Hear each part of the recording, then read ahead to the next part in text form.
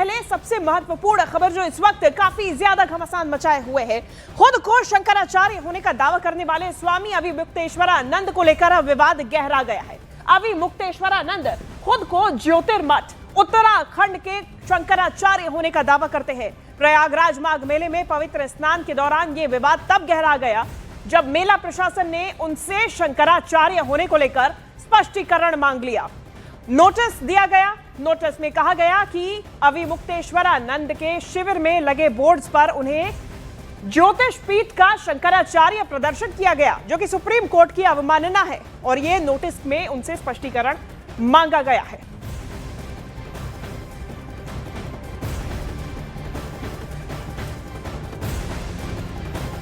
तो इस बार प्रयागराज के माघ मेले में मौनी अमावस्या के दिन संगम स्नान के समय उनके शिष्यों और पुलिस के बीच में हुई झड़प की वजह से वो फिर विवादों में घिर गए। अब सवाल उठने लगे कि क्या स्वामी अविमुक्तेश्वरानंद खुद को शंकराचार्य कह सकते हैं, क्योंकि सुप्रीम कोर्ट में दायर याचिका के मुताबिक स्वामी अविमुक्तेश्वरानंद वर्तमान में शंकराचार्य के रूप में कार्य करने के लिए अधिकृत नहीं है। अब इस संबंध में दिसंबर 2022 में माघ मेले के तत्कालीन अधिकारी को लिखी अतिरिक्त महाधिवक्ता MC चतुर्वेदी की एक चिट्ठी सामने आई, जिसमें स्वामी अविमुक्तेश्वरानंद को शंकराचार्य न मानने के बारे में दलील दी गई थी।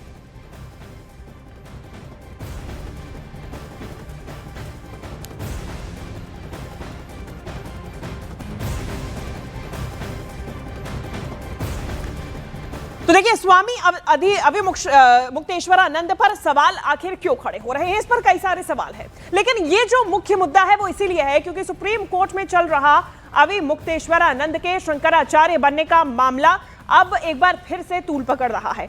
सुप्रीम कोर्ट ने 14 अक्टूबर 2022 को पट्टाभिषेक कार्यक्रम पर रोक लगाई थी। सुप्रीम कोर्ट ने कहा था कि अंतिम फैसला आने तक कोई भी संस्था शंकराचार्य की नियुक्ति का समारोह नहीं कर सकती।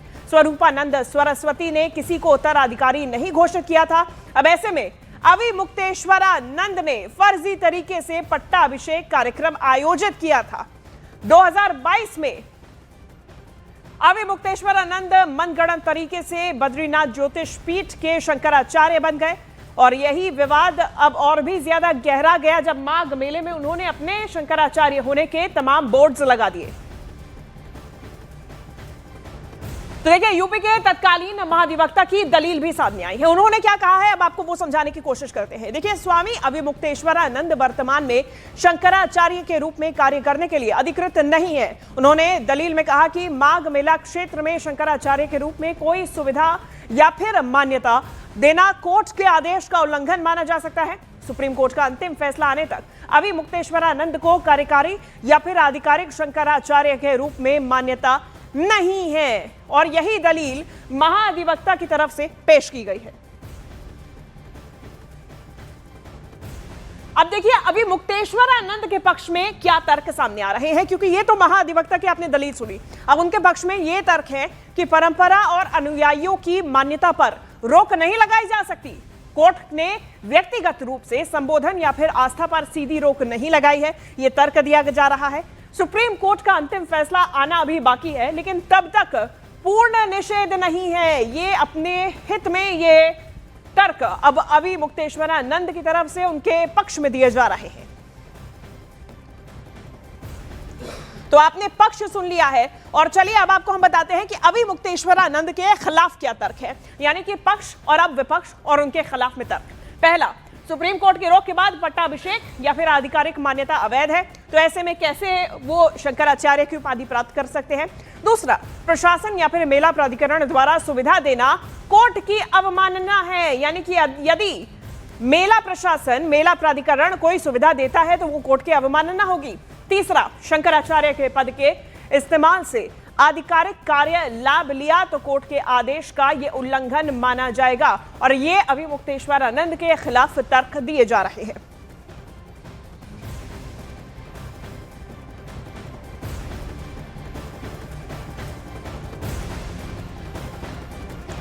तो देखिए, ये पूरा मामला जो है अब लगातार गर्माता जा रहा है। इसमें तर्क भी हैं और कुतर्क भी दिए जा रहे हैं। सबके अपने अपने तरफ से ये बातें कही जा रही हैं, लेकिन हम इसे पूरे मामले को एक बार फिर से समझने की कोशिश करेंगे। हमारे साथ रवि जी जुड़ गए हैं अखिल विद्यार्थी परिषद से और अखिल भारतीय अखाड़ा परिषद से रविंद्र पुरी जी हमारे साथ जुड़ गए हैं। रविंद्र पुरी जी, आपसे सबसे पहले तो हम यही समझना चाहेंगे कि एक तरफ है कोर्ट का फैसला, दूसरी तरफ कोर्ट के फैसले की अवमानना। ऐसे में ये जो पद है, जो कहा जा रहा है कि अनुयायियों की आप आस्था पर रोक नहीं लगा सकते हैं, लेकिन वाकई में ये पद दिया किस हिसाब से जाता है? क्या इसके नियम है, क्या प्रक्रिया है? बहुत बहुत आशीर्वाद, साधुवाद। आपने ठीक पूछा। देखिए, आपने देखा होगा जब इनका पट्टाभिषेक हुआ था उस समय भी विवाद पैदा हो गया था। उस समय ये विवाद हुआ था कि महाराज का जो पार्थिव शरीर है वहां रखा हुआ है और आप पट्टाभिषेक करें, ऐसा नहीं होना चाहिए। लेकिन महाराज श्री वाचाल उन्होंने अपने अपने तर्क दिए। उसमें मैं ये कहना चाहूंगा, देखिए सबसे बड़ी बात है इस समय हम ये जो प्रयागराज है, यहाँ पूरा आप देखेंगे पूरा जैसे मिनी कुंभ का मेला लगा हुआ है, और ऐसे समय में आपका विवाद करना ये अच्छी बात नहीं है। हमारा मान आप संत है और आप संत की तरह रहेंगे तो बहुत अच्छा है। आप हर किसी से लड़ाई करेंगे, झगड़ा करेंगे, आप एक शंकराचार्य पद की प्रतिष्ठा को आप उसका गलत प्रयोग करें, एक धब्बा है उसके लिए आप। तो मैं कहना चाहूंगा, आपने योगी जी को इतनी भद्दी भद्दी गालियां दी है, क्या एक शंकराचार्य का कार्य ऐसा हो सकता है? आपने योगी जी को क्या क्या कहा?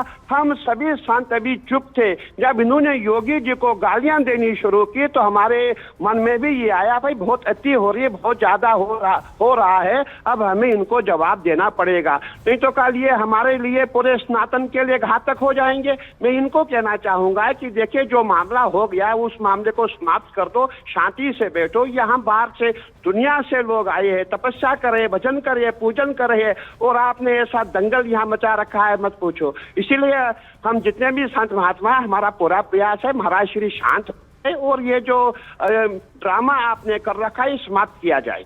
महंत रविंद्र पुरी जी, आपसे ये समझने की हम कोशिश करेंगे कि अपने आप को अनुयायियों के माध्यम से ये शंकराचार्य जी बता रहे हैं, और जब इनका पूरी तरीके से जो काफिला है, जो बग्घी लेकर मौनी अमावस्या के दौरान पहुंचे, तब भी उन्होंने वहीं पे बोर्ड लगाए, शंकराचार्य कहते हुए ही बोर्ड लगाए, घुसने की भी कोशिश की। आप शंकराचार्य नहीं है, आप छत्तर और चंवर नहीं लगा सकते हैं, आप शंकराचार्य नाम भी नहीं लिख सकते, क्योंकि सुप्रीम कोर्ट में आपका केस पेंडिंग में पड़ा हुआ है। सुप्रीम कोर्ट के फाइनल होने के बाद, हियरिंग के बाद ही आप शंकराचार्य लिख सकते हैं। भी तो आप शंकराचार्य नहीं है। आपको बोर्ड भी नहीं लगाना चाहिए, आपको छत्र भी नहीं लगाना चाहिए, आपको चंवर भी नहीं रखनी चाहिए। महंत जी, सुप्रीम कोर्ट का फैसला आना अभी बाकी है, अभी फाइनल फैसला आया नहीं है। दूसरी तरफ ये जो प्रक्रिया है शंकराचार्य बनने के लिए, ये उपाधि प्राप्त करने के लिए क्या नियम होते हैं?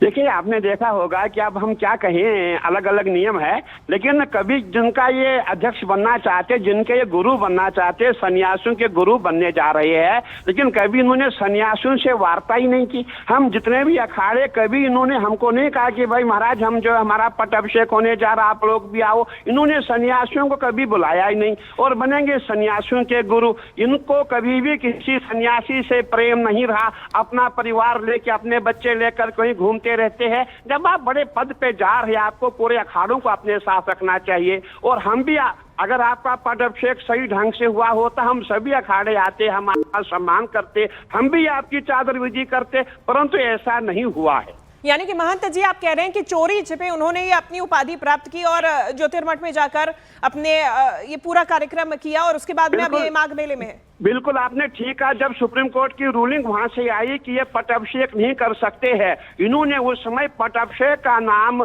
बदल करके स्वागत समारोह नाम किया। तो इसीलिए ये महाराज श्री को ऐसा नहीं करना चाहिए। इतने बड़े पद पे बैठे हैं, आप पद का दुरुपयोग करें, अच्छी बात नहीं है। और हमारे मुख्यमंत्री जी को ऐसी ऐसी गालियां दे रही है आप।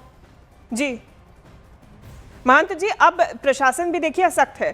प्रशासन की तरफ से कहा जा रहा है, उनसे सवाल पूछा गया नोटिस में जारी करके कि जो आपने मौनी अमावस्या में किया उससे भगदड़ भी हो सकती थी, क्यों ना आपको बैन कर दिया जाए हमेशा ही माघ मेले में आने से। क्या ये ठीक प्रशासन की तरफ से सवाल पूछा जा रहा है? बिल्कुल आपने ठीक कहा। मैं आपको थोड़ा पीछे लेकर के जाना चाहता हूं। जब पिछले साल महाकुंभ था, उस समय यही मौनी अमावस का जो पर्व था, इसमें बहुत भीड़ होती है, और उस समय करोड़ों की संख्या में श्रद्धालु जब हमने यहाँ प्रयागराज में देखा, सबसे पहले जो हम 13 अखाड़े हैं उसमें सन्यासी अखाड़े, वैष्णव अखाड़े, उदासी अखाड़े, 13 अखाड़े के जितने अध्यक्ष सब खड़े हो गए, हम सब इकट्ठे हो गए। हमने निर्णय लिया कि पहले जनता का स्नान होगा, फिर उसके बाद शाही स्नान होगा, और हमने पहले जनता को स्नान करने दिया, जबकि हमारा सुबह 4 बजे का समय था स्नान का, और हमने